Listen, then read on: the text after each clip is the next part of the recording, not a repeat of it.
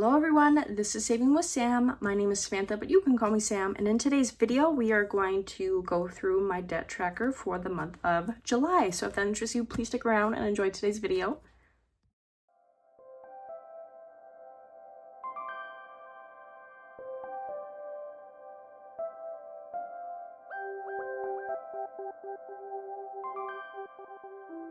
Get you zoomed in here just a little bit more so it's easier to see the numbers. So usually the last Sunday of the month, I like to go through my debt numbers just to see what sort of progress we were able to make. So up first, we have our loans that I've paid off. So loan number 6, we were able to pay off in April the 21st. So that's super exciting. Loan number 3, we were also able to pay off last month on the 26th. Here, this might be in the way.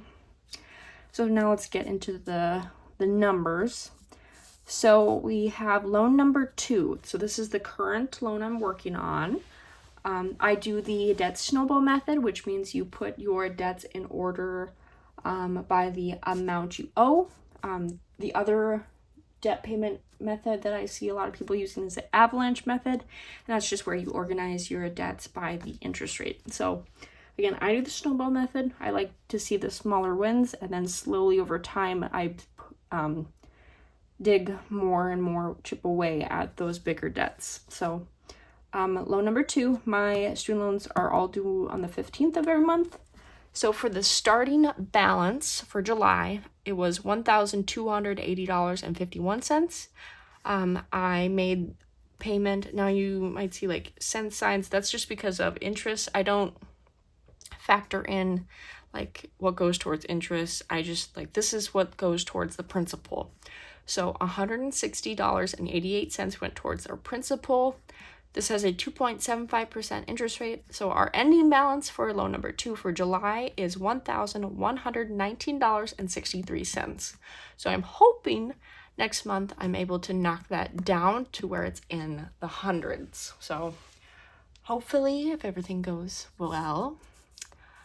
Next, loan number 7. So starting balance for July was $1,801.96. You'll see here like the amounts, like this is my main focus, so that's why this has the highest payment, like going towards that. That's why you do the debt snowball method, and you're focusing one loan at a time, and then the rest are all like minimum payments. So I made a payment of $21.85 towards the principal. This has the highest interest rate, 4.99. So my ending balance for July is $1,780.11. So we're getting there. Loan number 5 is like the sister loan to loan number 7, just because they were so similar and close in how much they were worth. So we had a starting balance at the beginning of July, $1,828.49. Again, minimum payment, $9.34 went towards the principal. This has a 3.73% interest rate. So right now we are at $1,819.15. So slowly those two are kind of separating, and they really will when this one, loan number 2, is out of the picture. Then we'll really start chipping away, and they'll get, I can't wait to see all of these as zeros. I don't know about you. Like, I find that so motivating, is to see those zeros. Okay, keep going. Loan number 1. So we started the month at $2,700.74. Made the minimum payment of $13.31 towards the principal. Again, 2.75% interest rate. That's the smallest of these guys anyway. Ending balance, $2,687.43. So it's up there, but we're now in the 2,600s, so that's something. And then the last but not least is my big kahuna, my big boy, loan number 4. So we had a starting balance this month of $4,078.32. I did make a little bit more of a payment towards this one. at $78.34, just because I wanted to see that number below 4,000. I couldn't help myself. I know, like, well, your main focus should be on that one. I wanted to see that number be a 3. So that's why it's a little bit more than what like the minimum was. And that's a 3.73% interest rate. So there are my numbers. As always, I do this portion off camera just because it's whatever. But I do like to do the totals with you guys. So I need my handy dandy calculator. Okay, so what we need to do is from last month, June, we had our total was $11,690.02 for what I owed for my student loan. So we can add that to our numbers here as I struggle.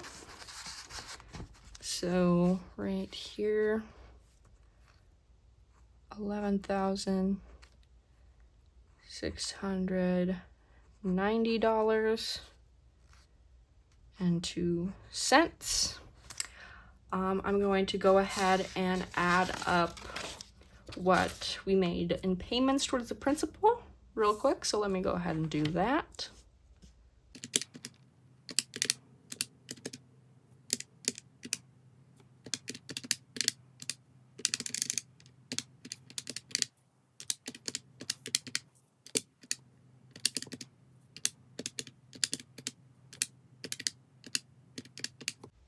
All right, so we made a payment of $283.72.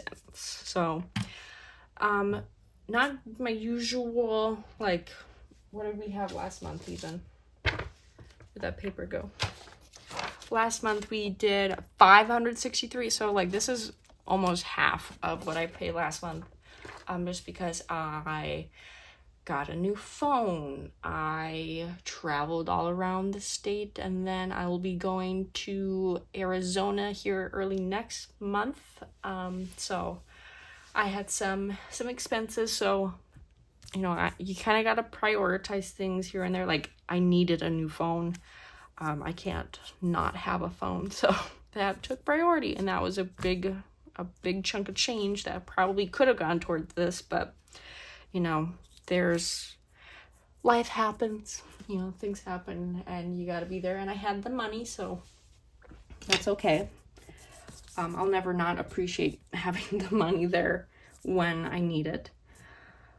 So now that we have our total balance from last month, how much we paid towards the principal, we can subtract those two numbers to find what we have for student loans, what my balance is for my debt. So let's go ahead and do that. So $11,690.02, and then subtract 283.72. So I have, my debt is $11,406.30. So who knows, maybe I'm hoping next month when I start getting my teacher paychecks again, because the way I did it was I took the 12-month payment plan. So you, like, instead of doing 10 paychecks during the school year and then you just don't get paid during the summer, I did the 12 payment route. So you technically do get paid during summer. Teachers don't get paid for summer. You're not doing anything, you're not working. It's just you can spread out your paychecks a little bit more, which makes it easier to save, because then you're not like, oh, I have a ton of money and then I can blow it all. It makes it a little easier to budget. But I'm hoping once I get back into the swing of things, I start making a little bit more money, can build up more of my savings and put more towards debt, because it would be so amazing to have this be zero, not worry about debt, and then I can really focus on a lot of my saving goals. So there's that. So thank you all so much for watching. What is the difference between CE and then ONC? I should look that up. Someone once told me, I don't remember. Like one means clear, the other one means something else. I don't know. Because I struggle with that. Thank you all so much for watching. Sorry, I'm tired. I should just go to bed. As always, I truly, truly appreciate each and every one of you, and happy saving. Bye-bye.